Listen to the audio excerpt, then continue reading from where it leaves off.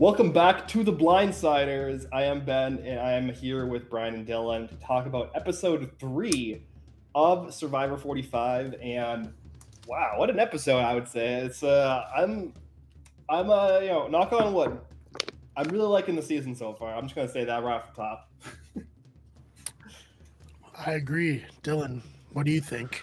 Yeah, so I've consumed the episode twice now. I actually remember texting you guys last night saying I thought the first 60 minutes or whatever were kind of meh, and the last 30 were great. That was really because I was on my phone the first time I watched it for the first 60 minutes, and then I fully paid attention after the immunity challenge. Really enjoyed my second rewatch today. I agree, very, very good episode. I think a lot of things are working really, really well and falling into place really well narratively, whether that's on purpose, whether it's both happening on purpose and naturally.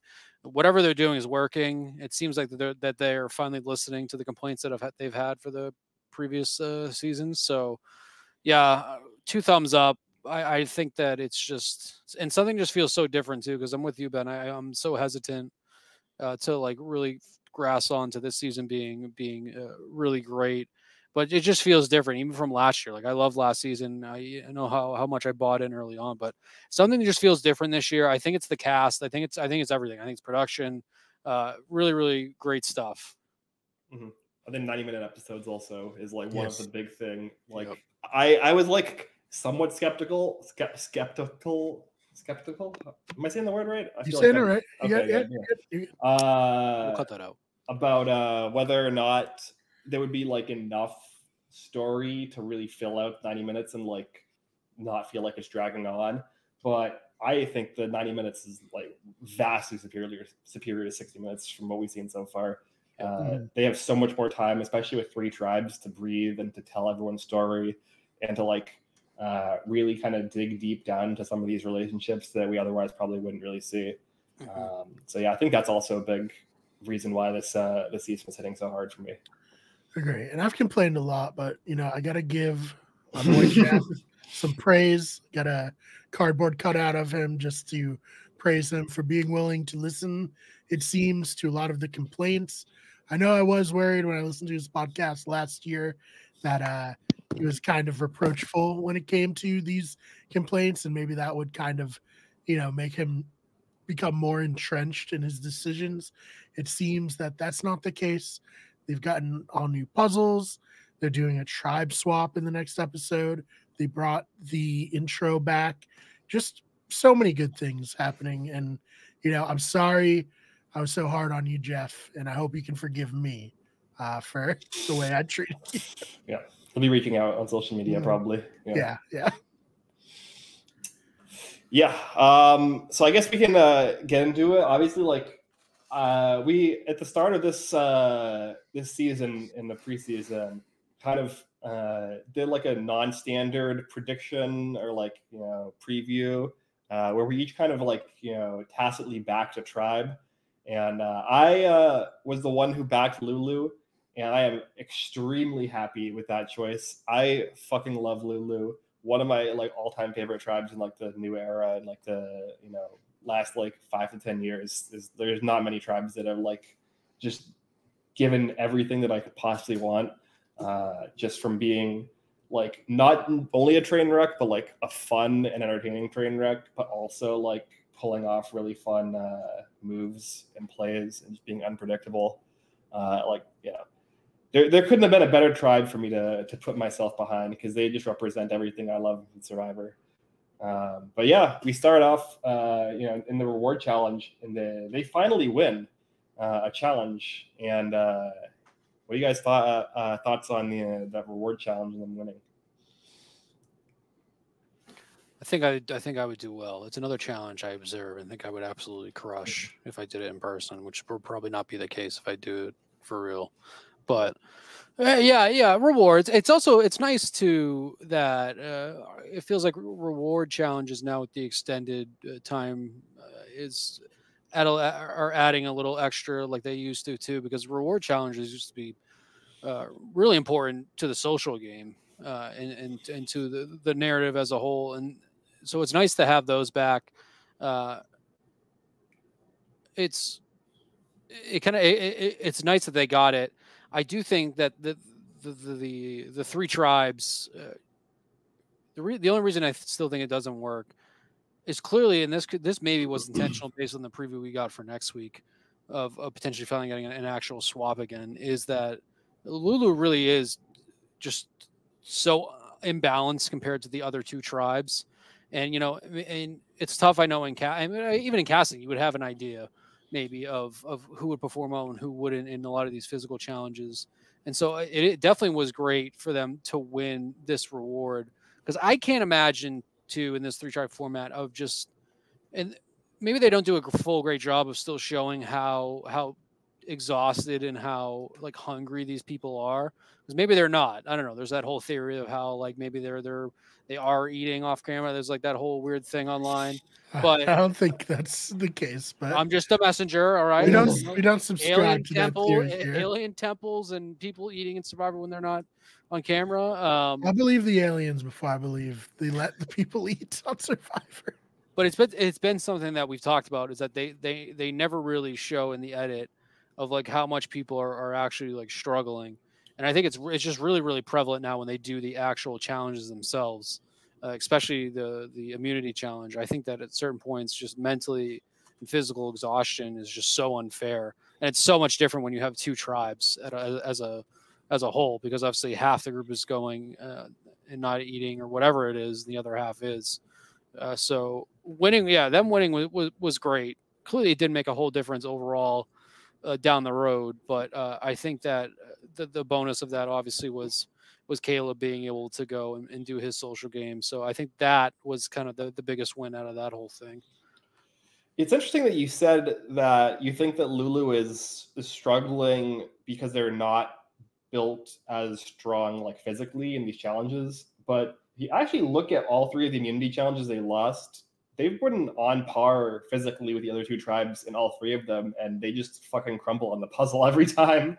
And maybe that's why they win this reward challenge, because there wasn't a puzzle. It was all carnival games. You might relive carnival games. You might be right too. I might be like incepting myself and confusing both the difference between like mental and physical in these challenges, because obviously clearly, had Brandon been able to solve a puzzle, they wouldn't have gone to tribal last week. So I think you are right. So that is a good point there.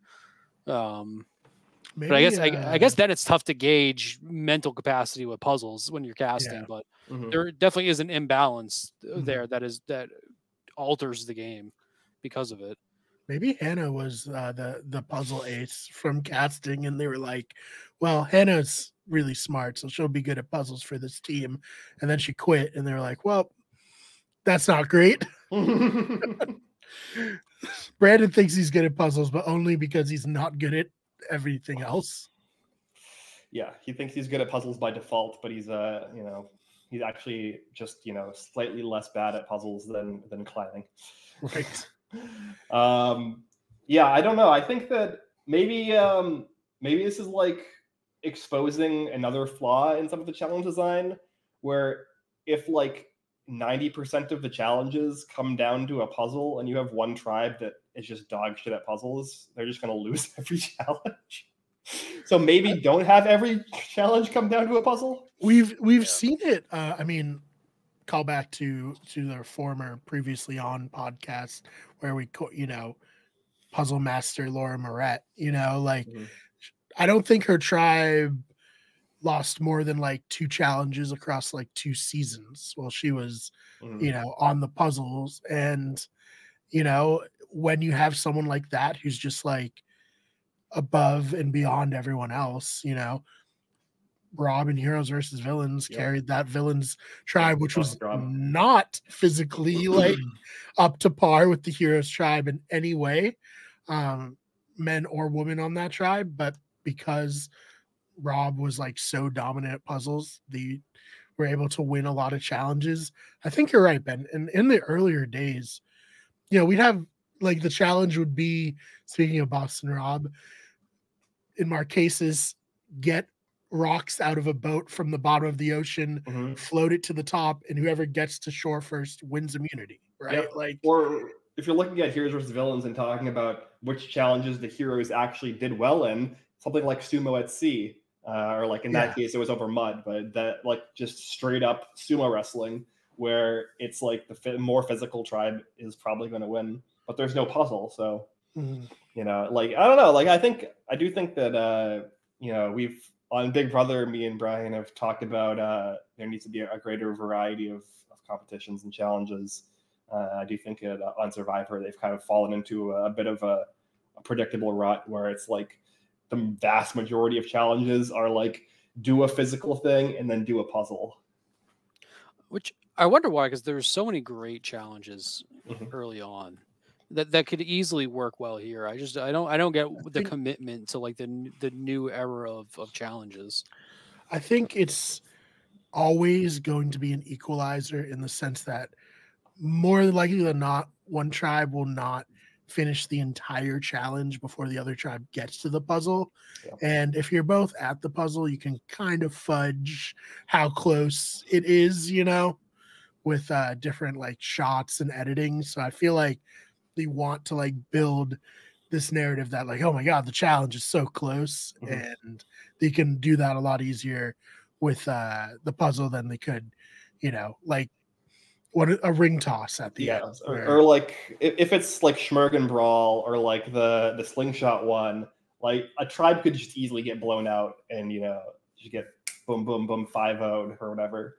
Like, which is, TV. You know, it's fine because it will add like a narrative at some point. Like, you know, we've seen tribes like Oolong get decimated, you know, just because the other tribe was better at everything, no matter what. So I think we don't need this puzzle thing for the editing as much as Survivor maybe thinks that we need it. Yeah, I do agree that's the reason, though. It's the same reason that like game shows have these like, you know, triple point final rounds, double or nothing. So like, you know, if one person or team on the game show seems to be running away with it, it's like, oh, but wait, the final round is quadruple points. So, you know, you never know what could happen.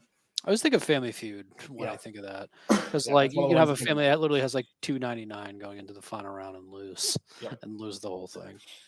Yeah, because it's like, oh yeah, we have one answer on the board and it's 40,000 points if you get it right. Or yeah, like Final Jeopardy is like, oh, you can risk your entire score, or the front runner can lose theirs. Yeah, it makes sense. It's good game design for television suspense, but bad game design for fairness. Right. Yeah.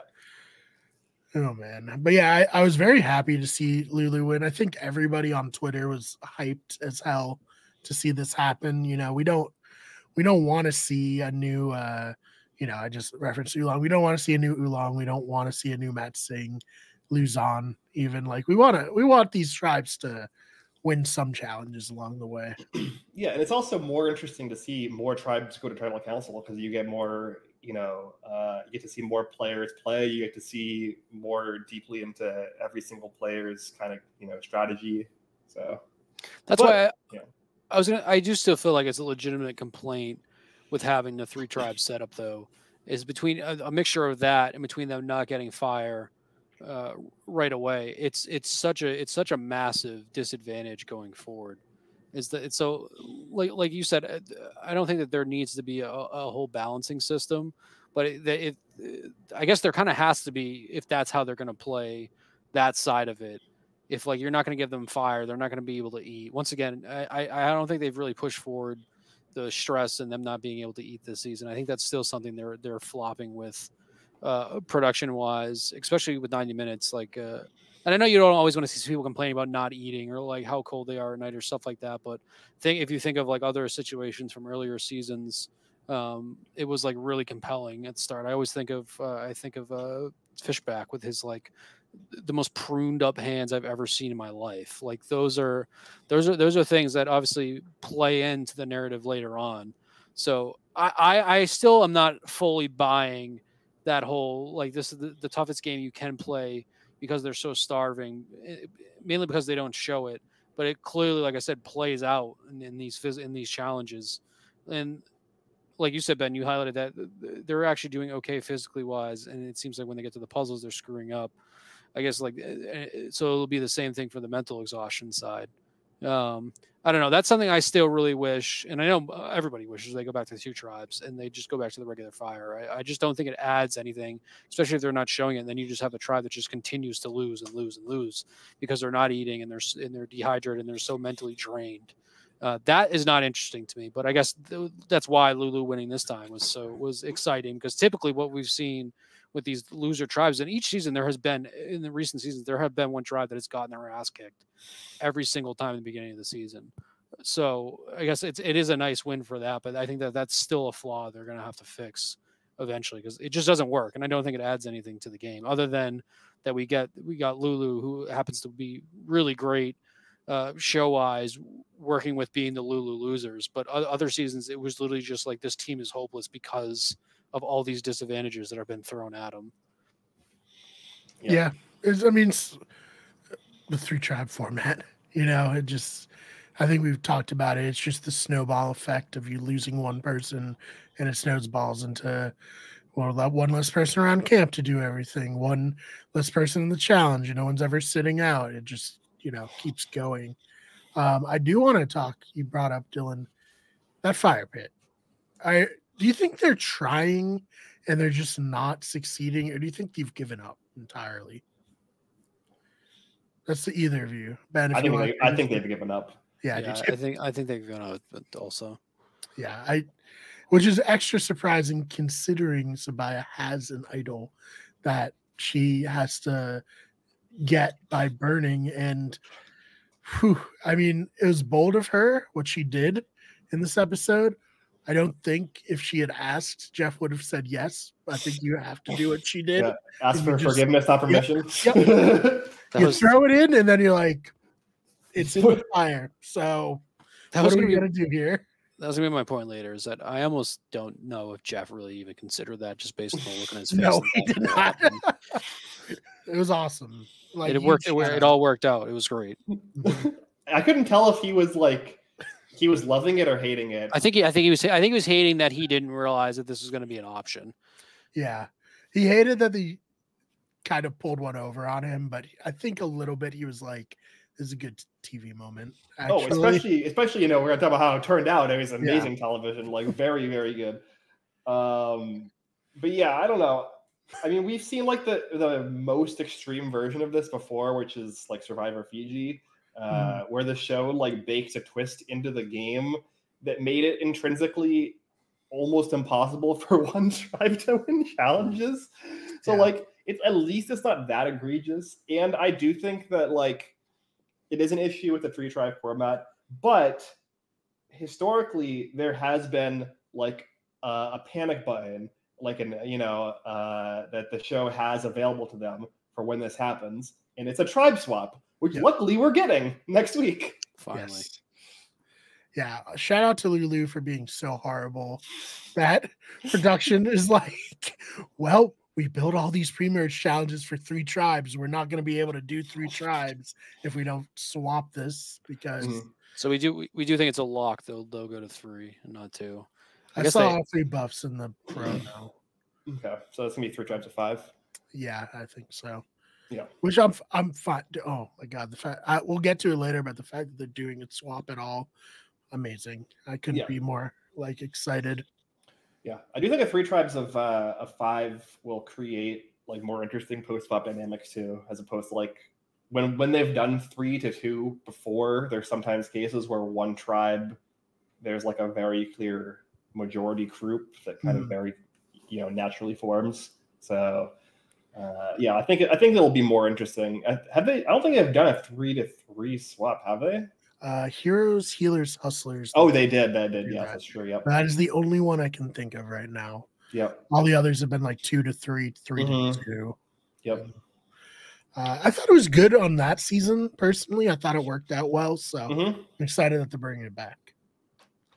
Second chance, it like stressed me out. I remember when that happened, and it ended up saving Spencer. But when that happened, it completely stressed me out watching it. It's like 3. This is ridiculous. He was so bowed. I did like that they went back to 2 before the merge. That was inventive.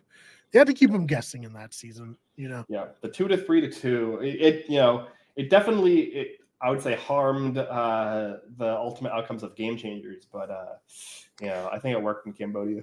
Do we think there's any chance we get a 3-3-2 out of nowhere, but a real 2 though, of like there's no like half or have made the merge, half haven't, like a real pure. Yeah, and they've been merging at like 12, 13 recently, so there's already 15. Like unless they swap to 15 and then swap again the week after at 14 to 2-7, which seems psychotic. I don't know why they would do that.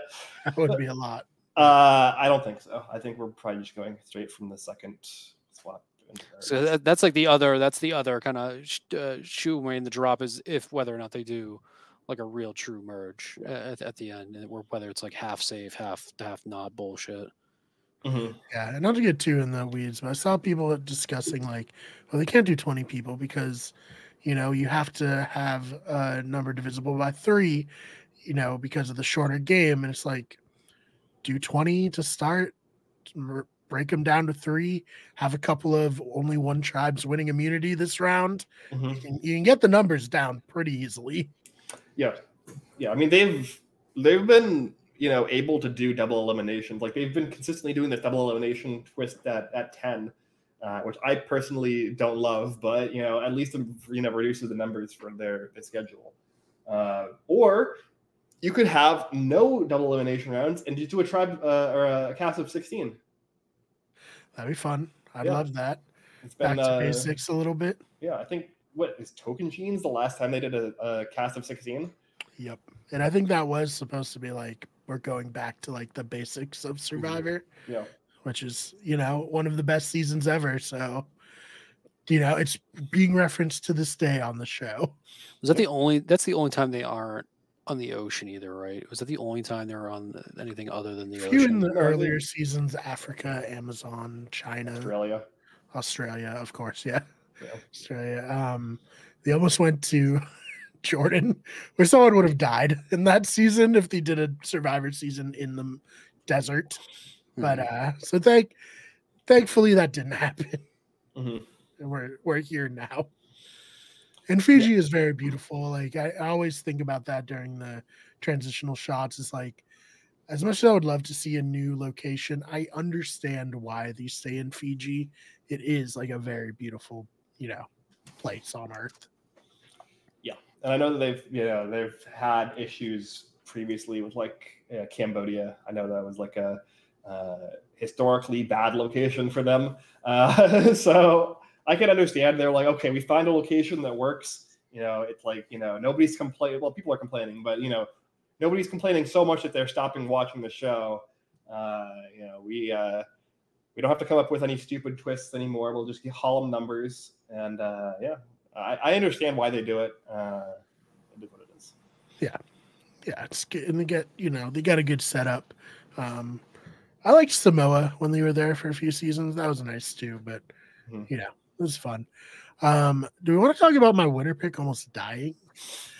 I think it was an exaggeration because, like, I think they really hammed it up in the. He could have fallen into the fire. He could have fallen. Well, was it like it looked like more like embers than a like. Full that was the issue. Yeah, he was breathing it in and had like a bit of a spasm. Yeah, but this is kind of what we predicted last week. Was it was probably just a smoke inhalation thing where he almost made him pass out. Yeah. So I'm glad he didn't get medevac. That would have been a sad way. Well, one, it would have sucked for him. But it would have been especially sad for me. That's the most important thing here. My winner pick would have been out. But it is funny how these shows use this as a jumping off point to like finally show him getting an alliance. I was about to say that's probably maybe the most exciting thing that has happened for Bello, because I think Bello overall has been probably by far the most boring tribe. Well, there's the one-sided beef that's pretty fun too. Yeah. The couture of roast beef is really funny. She had to figure out who she hates more, the lawyer or Bruce, and she's still rolling with Bruce. She just hates him so much; it's so good. But I like. I think Bella's fine. Like I said, I think they're the most boring of the bunch so far, and it's not. I guess it's not their fault. It's just they've been winning, and they haven't. There hasn't been as much action in that side. I don't even remember. Has anyone even found the advantage clue or the idol yet or anything yet? So like, there's been nothing going on there. So this is literally the most exciting thing that happened. So I get why they made it over exaggerated like that. That is true. Yeah, both other tribes by the end of this episode had found the full idol, and Bello has not even found the Beware advantage to begin with. Yeah, not a great look for the tribe as a whole. But yeah, I like the Jake and Kendra scene. I think that it made me more like focused on Kendra in particular as a player. I think that was a really good connection for her to make. It makes sense. The two kind of like, well, they're just very Massachusetts people, and like, it makes sense that they gravitated to one another. Yeah. It's one thing I get back to the casting too, is I do think there's a lot of people that are seemingly competent to decent players on this season, and people making smarter moves rather than dumb moves. I feel like we've gotten just so used to just so many dumb moves, and even the moves where people are telling people about their advantage or idols, which is something I normally hate, has been used in an effective or solid way, or used in a way that makes sense to why you would do it, rather than just saying, "Hey, I have this idol." So I think that's another bonus too, because I agree. I think that she stood out to me too in this episode, that she's someone that isn't just going to be like tagging along. She's someone that is actually doing some form of thinking for herself and realizing not overcommitting to one thing over the other. So that's like, I guess that's the only development. And Katurah still hates Bruce. That's the only two developments I got out of Bella today. Well, I do think that it's important to kind of keep in mind the Katurah and Bruce thing, because we have this like women-men thing going on, but Kelly and Brando have connected across that boundary, and now Kendra and Jake have connected across that boundary.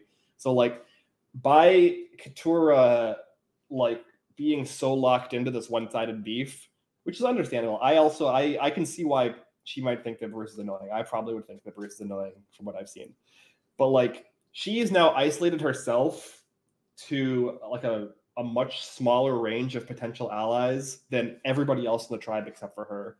And you even see in the conversation that Kelly and Brando have that Brando seems like he was probably going to try and throw the vote onto her if they ended up going to tribal council. So it really is demonstrating to that, like, on Survivor, like, it's fine to make enemies, but you can't make enemies until you make like enough friends, right? And I don't think that she had made enough friends to like, justify starting to make enemies. Mm-hmm. And it reminds me a little bit, of Big Brother, check out the Have Not Room. Although we didn't do it this week because of bad scheduling, but next week we'll be back. In that game, you cannot close yourself off to working with anyone, especially early, because by virtue of the game design with HOHs, the structure of the house can change each week. We're going to see the structure of the game change next week, and she's probably going to end up on a tribe with Bruce. I think that narratively would make sense for why they focus so hard on this. Otherwise, it probably wouldn't matter. Yeah, so she might be the swap boot that we're looking at next week. So planting a flag in it here. We'll reconvene next week to see if that's where the storyline pays off. I don't know why I randomly just thought of it now too, but I do have I have some content ideas going forward, and one of which is I'm going to have a cry count every time Sean cries, whether it's good or bad. So I will report back next week with my findings. I tallied at least 3 or 4 times this week, whether it was a happy cry or a sad cry. I don't know why I randomly just thought of that, because it's something that I laugh at every single time. And the best was his face after the vote. Yes, that was great. I will stay tuned next week for the Sean cry count. I will report back with my findings. Look forward to that. Yeah, I mean, Sean like visibly went through all 5 stages of grief in the span of like 3 seconds after that blindside. Yeah, so I guess let's get the Bello stuff out of the way, and maybe we can really focus drill down on the Lulu drama.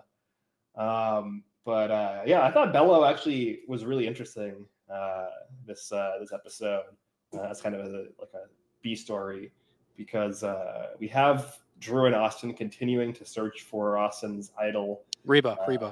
So, yes. Oh, Reba, sorry, I was yeah, confused. Yeah, sorry. No, they were boring. I just said it. Yeah, no, Reba, sorry. Yeah, I was a little like, where's Ben going with this? Yeah. We've covered them. I know the names. I know they're in my tribe. I should be trying to. I know the names of the tribes this season, and I still got it wrong. It's all good. Yeah, no, Reba, sorry. We have this 4-person alliance that's kind of been formed between Drew and Austin and Julie and Dee. And Austin and Drew are going to try and look for this idol in secret without notifying their other 2 alliance members that it's happening. And they have this lookout system where there's like 2 ways to get to this tree that they're digging at. And in order to do a lookout, one of them is just sending it down one of the pathways. And it's like, I mean, you're kind of just creating a coin flip scenario here where like anybody could just come up the other pathway, which everybody starts doing. Yeah, not good. I love this duo, but it is a little bit like Steven and JT, but dumb. I do think Drew's playing an amazing game, but yeah, this was bad. Yeah, I mean, I don't think Drew has that much of a poker face, which we'll see when he eventually gets caught with his hand in the cookie jar. And he's just like looking down, like somber look on his face as he's lying to them. Can't even look them in the eyes.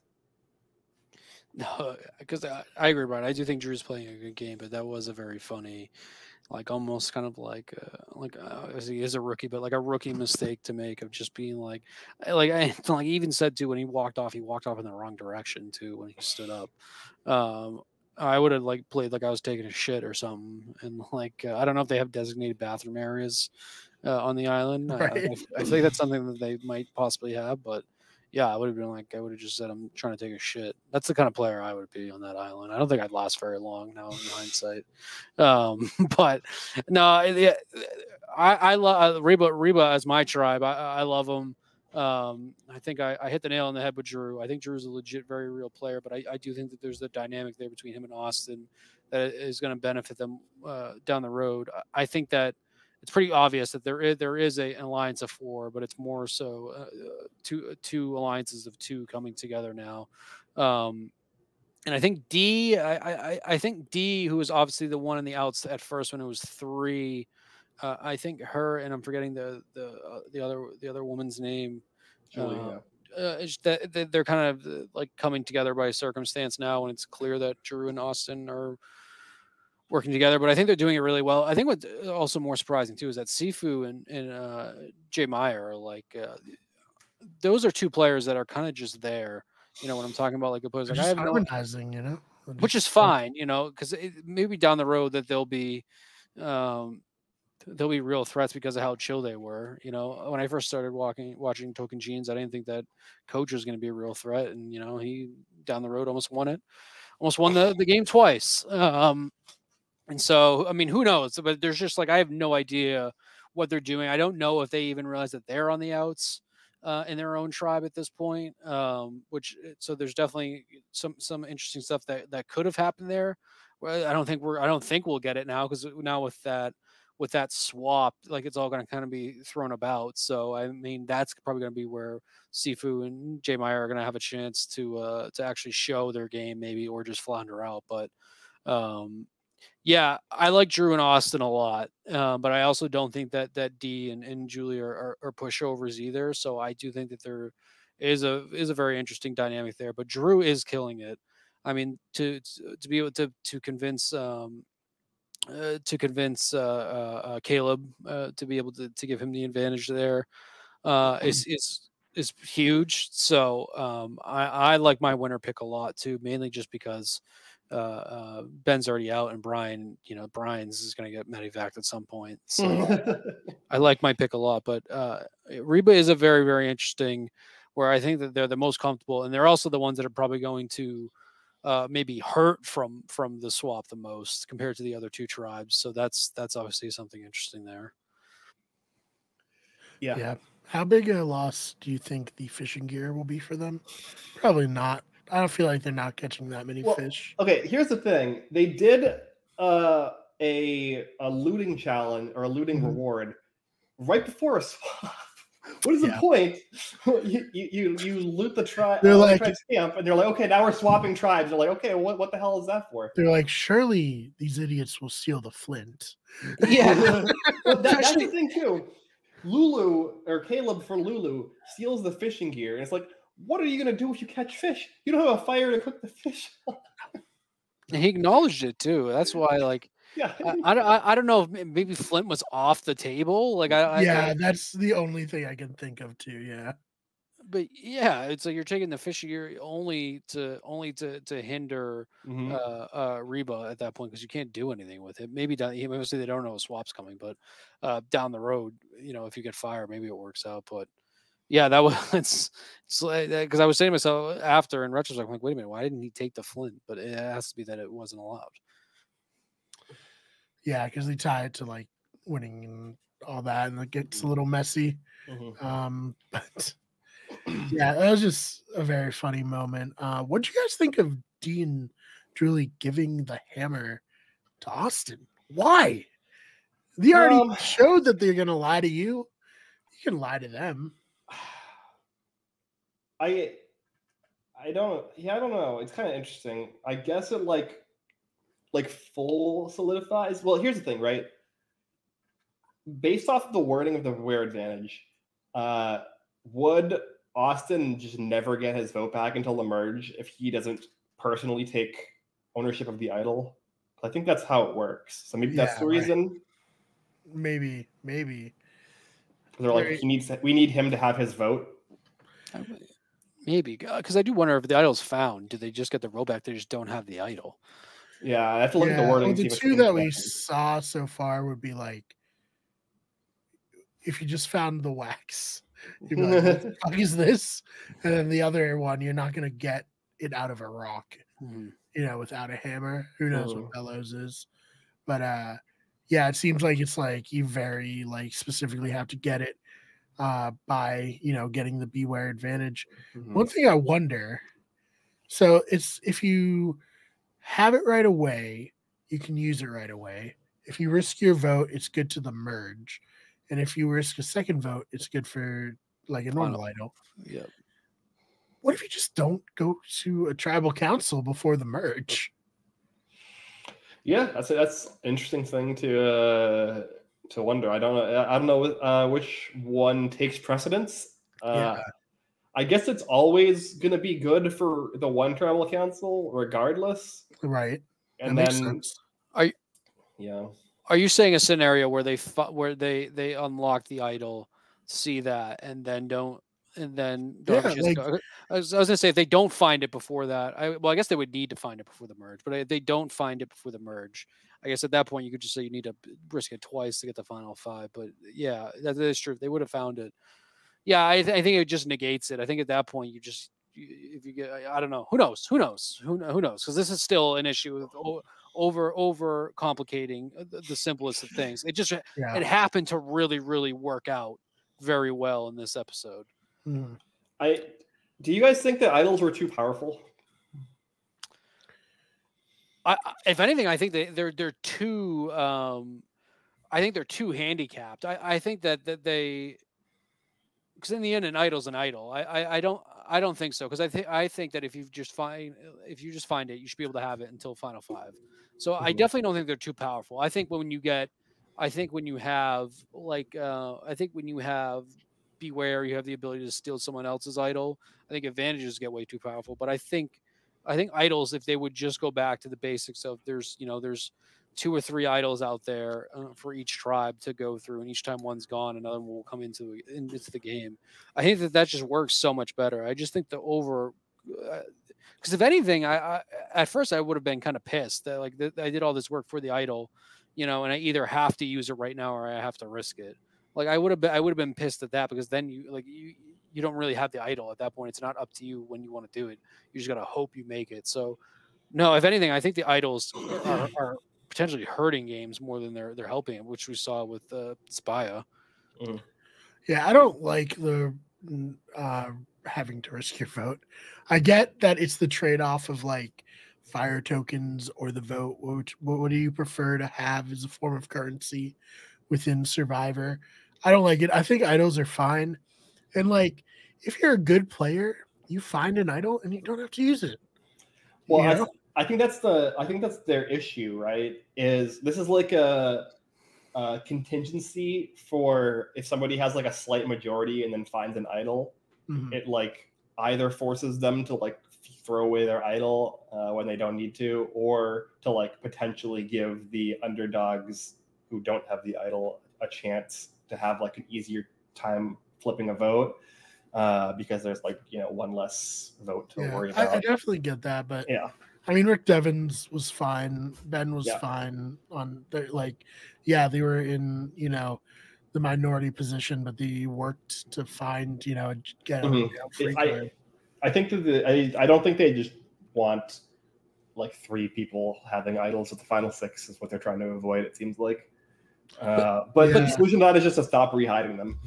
But that's what I was about to say. But they themselves can still avoid that based on their own rules for the idols, because it never really.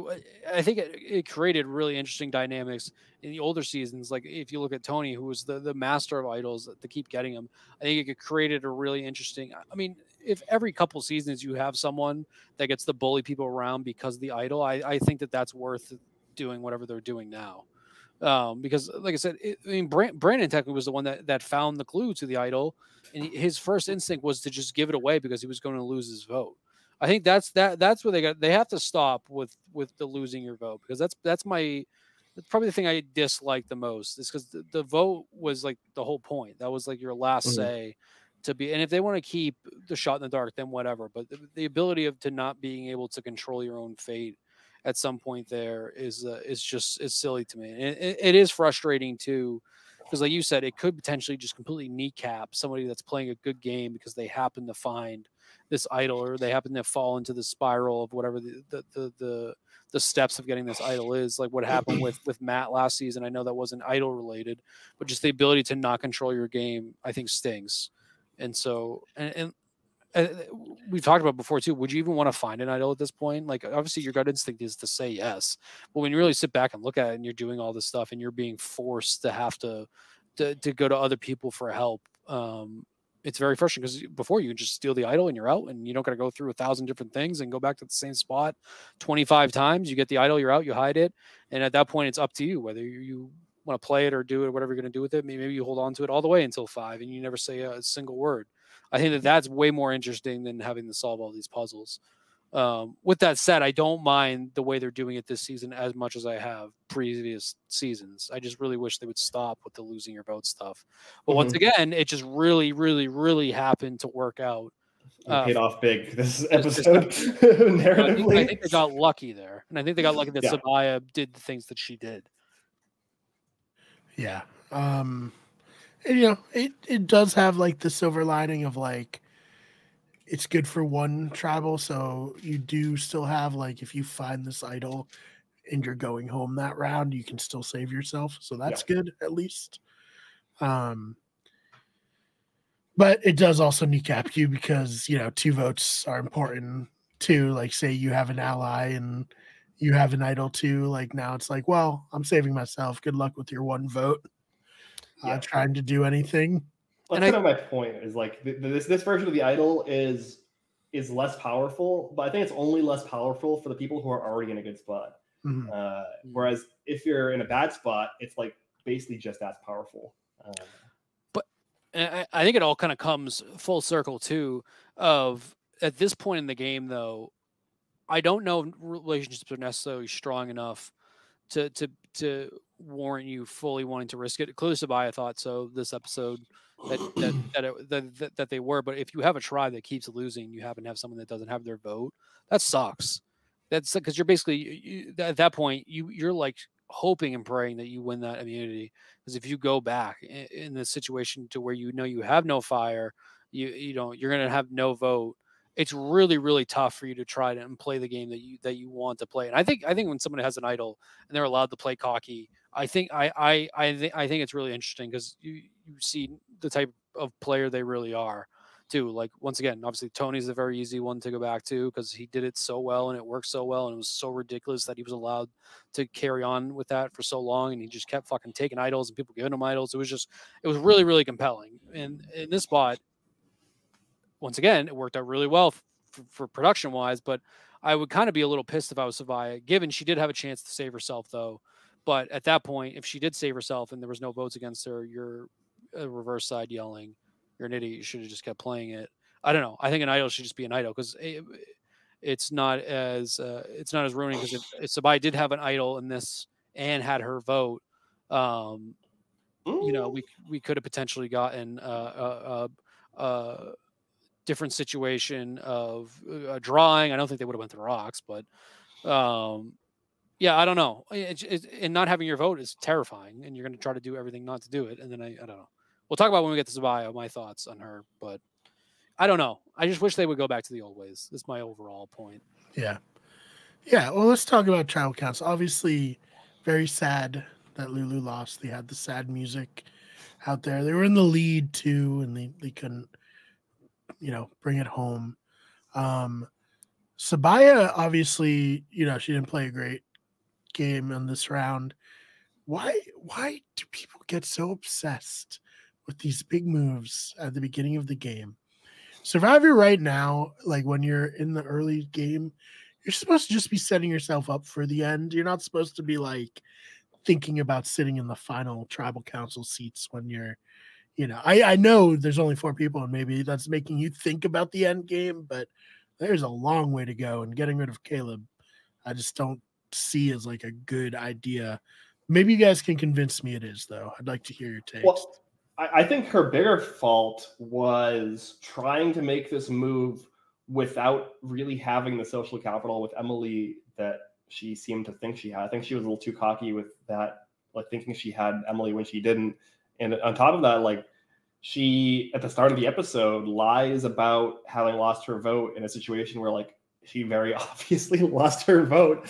Like you can just do the math. Like, I don't know why she wouldn't just say, yeah, I found the Beware advantage, but I didn't find the idol yet.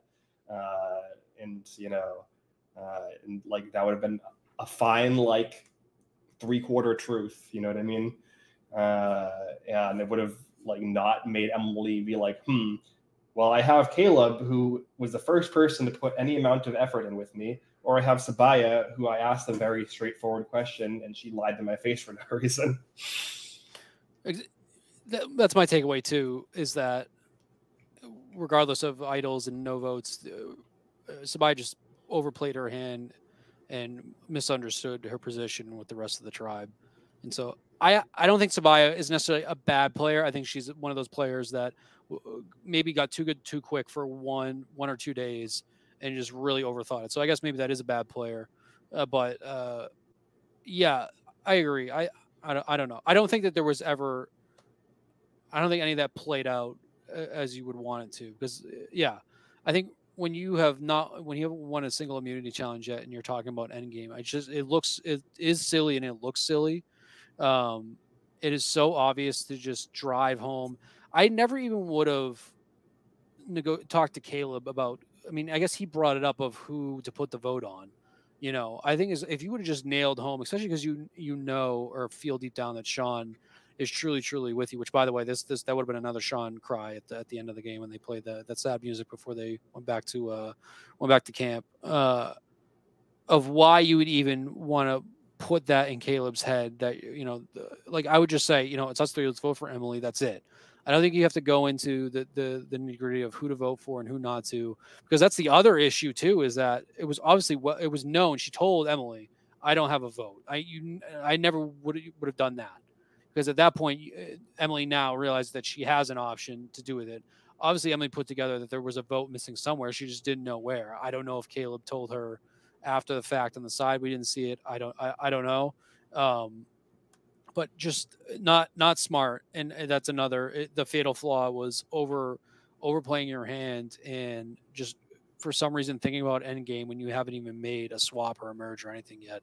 It's just dumb. And that's what I mean. That idol and losing your vote at this point in the game is such a crippling effect, because you don't have those relationships yet. like even if you think you do, like how many times do we see people backstabbing? So I think like I don't know if she actually thought she was that solid with Caleb. It's crazy. It's just crazy to make that move. Yeah, extra funny considering how contentious Emily and her relationship has been, to where she was like, well, Emily will just be happy to be here. Like she'll just do whatever I say. Yeah. It's a Not mystery good. of Emily, a big mystery of Emily. It's like literally like Emily's entire thing is that like any small slight against her, she'll like call it out immediately in front of everybody and be like, "Hey, this is obviously a slight against me." Like the idea that she'll just be like somebody who rolls over and like takes what's given to her is just not like it's a massive mystery of her personality. Especially revealing to her that you don't have a vote. And to still think that you can call the shots when you don't have a vote, and you're also revealing you don't have the idol. You can't get the idol. Like in hindsight now, talking through it, it's such a ridiculous overestimation of where you are in the game. It's just wild. At that point in the game, it's wild. If you're down to like final 8 or something like that, or you made the merge and that's your opinion of if you've had friction with someone, but you've been so long you're willing to tell them that, then sure. But yeah, now like saying it out loud and talking out, it's such a ridiculous way to play it. This is good. This is what I was looking for, because I was like, this is dumb, right? This is like horrible. And you guys seem to agree. Yeah. Yeah, I agree. I think that it's definitely like too cute, right? It's as we say before. And I think that even if it was a normal idol and she had a vote, but she didn't have to play the idol, I do think that from what we saw, at least, it seems like Sean is the most likely to be the one to flip on a revote. Like, I don't know if Sean's going to rocks for Sabaya. So I think she probably is out regardless.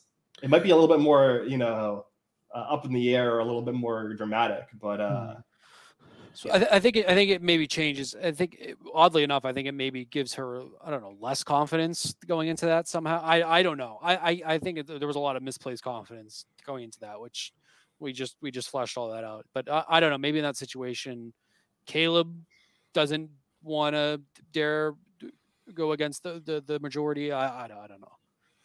Yeah, good on Caleb for being willing to like listen to Emily and kind of be like, why would Emily tell me this like on her own? Like it's not really a lie that would serve her necessarily, because there are only 2 of them. But I'm glad that he went with her, and it should be very interesting to see if they can stay together or if they get swapped apart and come back together at the merge, maybe. But very interesting down the line. And I think you're right. I don't think Sean, and this is no like shade to him, because I wouldn't go to rocks for someone on day 6 or whatever they're on either. But I don't think Sean was going to rocks.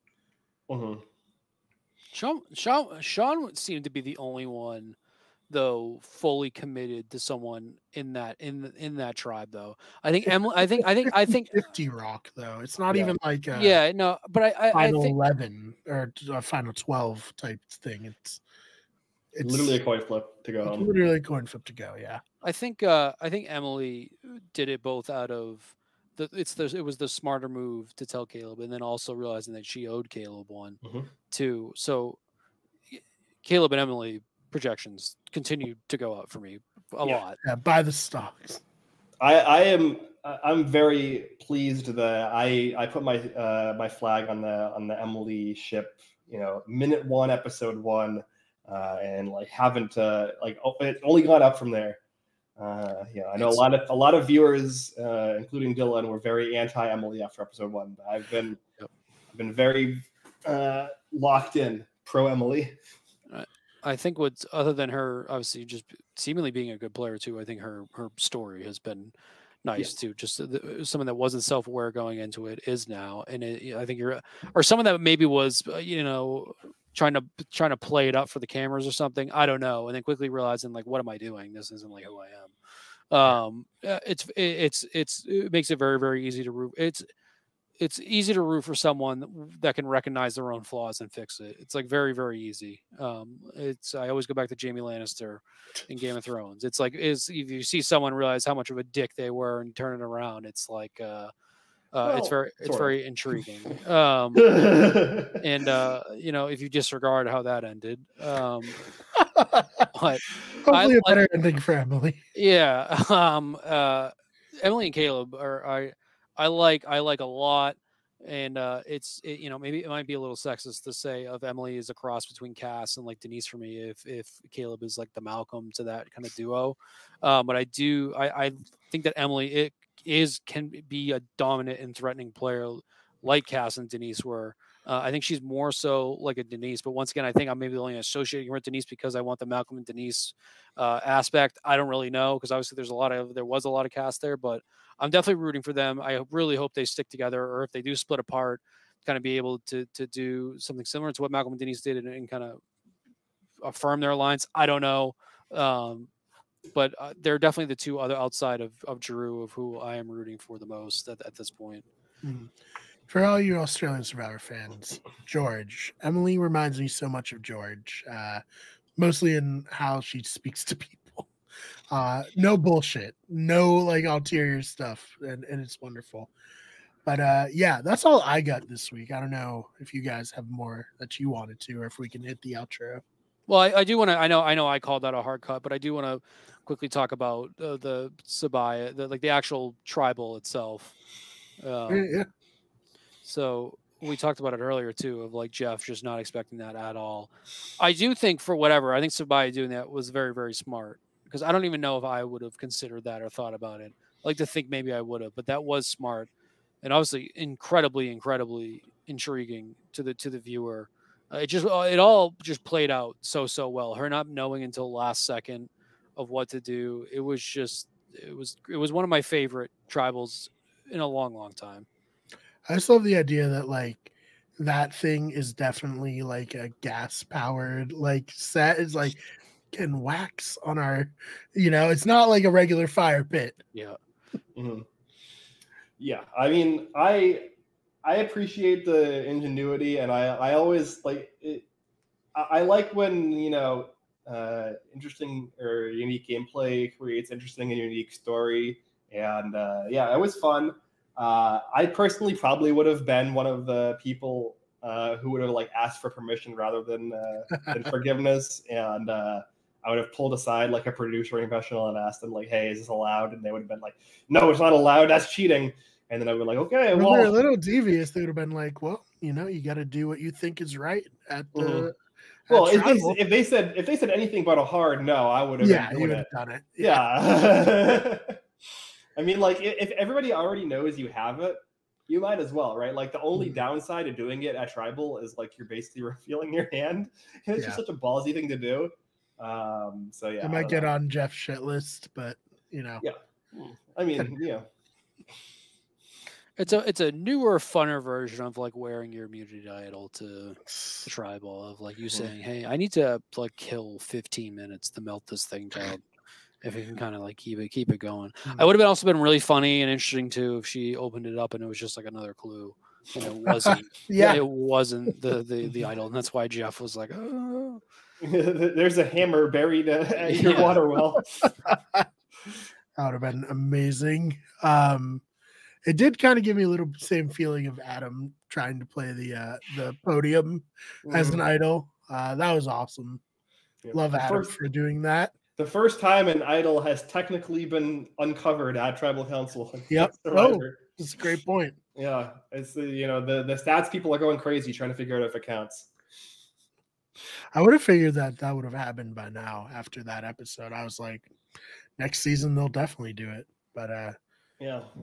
Jeff hates Adam now, so.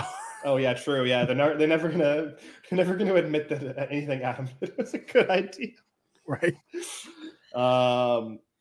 Yeah, I mean, I'm very surprised. Like, we've speculated forever that an idol in the voting booth, an idol, in the dais or whatever it's called, Jeff stands up. Yeah, I had to film an LRG once where people literally spent 5 minutes looking through the voting booth Oh yeah, for an idol that wasn't there. But I couldn't say anything because I'm just the camera person. No, I'm retired from LRG at this point, but every single LRG after that became like an idea that could, be happening. Like I think Australian Survivor did it once, right? And that's where everyone got like praised South for African, maybe. Yeah, it's one of them. Yeah, one of the international seasons did it. But after that, every single LRG I played in, post that being a thing, I was like, yes, I have to spend, X amount of time at the voting booth looking for an idol at least the first time. Yeah, it's just stupid not to. Nah, yeah. I think the problem with that one was they decorated it way too nice to where people were like, there has to be something here amongst all like the cool props. But yeah, I'm gonna be sad to not have Sabaya anymore. But if it means that we keep Emily as a character, I'm okay with it. I think that there's most people left now.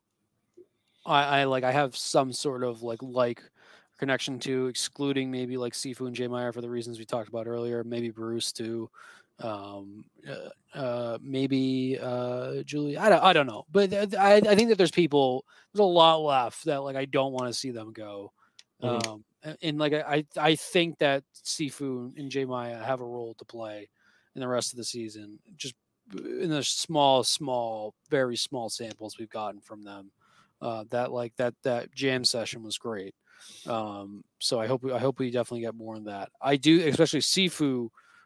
I hope that there's more to give there, because he seems like somebody that could be either really, really annoying or like a funner version of Coach, where he's just like ridiculous, but it works. So yeah, no, I am bummed to see Sabaya go, but I'm gonna feel like that pretty much the rest of the cast.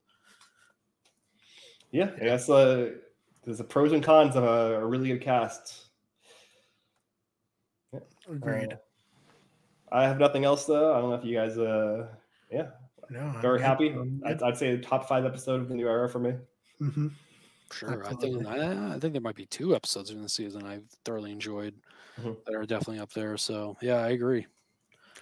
All right, Dylan, where can they find you online? Twitter, DJ Clubberlang. I'm talking about an exit strategy out of the Middle East as we speak. So okay, good. Go ahead. Someone had to figure it out. Yeah. That is you. No, yeah, follow me there. I think I pretty much am solely tweeting about Survivor and the occasional "the Patriots suck." I think is my the tweeted the past couple. Really, I unfortunately suffered through that Saints game, so it was. Did you go to it? No, I didn't go to it. But I watched all of it, and usually when they're losing that badly, I turn it off. But I just I hate watch the whole thing. We could dual threat this podcast as like a football one, the Blindsiders, a football podcast. I mean, the Blindsiders is already a good name for it. I do know, speaking of other reality TV podcasts, I do know that Chad from the Have Not Room did attend the Saints and Patriots game, unfortunately. Yeah, he went there. That sucks. So, or we could be a podcast. The Red Stadium's a nice stadium. We could be a podcast that fully dives into Michael Orr and that whole situation. Blindsiders, a Blindsider podcast, a serial style podcast. We just dissect how it was like a sham. Yeah, this is how I never bought into the hype around that movie, so I'm feeling vindicated. Yeah, there's no way a rich white person has ever done a good thing. And on that so yeah, follow me on Twitter. Ben, where can they find you? You can follow me on Twitter at Ben Sharon for more jokes like that. Oh man, so if you are actually looking for sports stuff, check out our Wicked Good Sports channel. Otherwise, this channel is on Twitter at WGEverything, Instagram, Wicked Everything, Twitch, twitch.tv/Wicked Good Everything, and on TikTok, search Wicked Everything. Search Wicked Sports too. We're there as well on TikTok. And then I'm on Twitter at the Fake BMAR, BMARR. Mostly these days, as Dylan said, tweeting about Survivor. If not that, tweeting happily about the Dolphins for the first time in my whole life. It's great. Can't wait for the shoe to drop. I know inevitably it will, but for now, enjoying it. So other than that, thank you so much for listening, and we'll see you in the next one.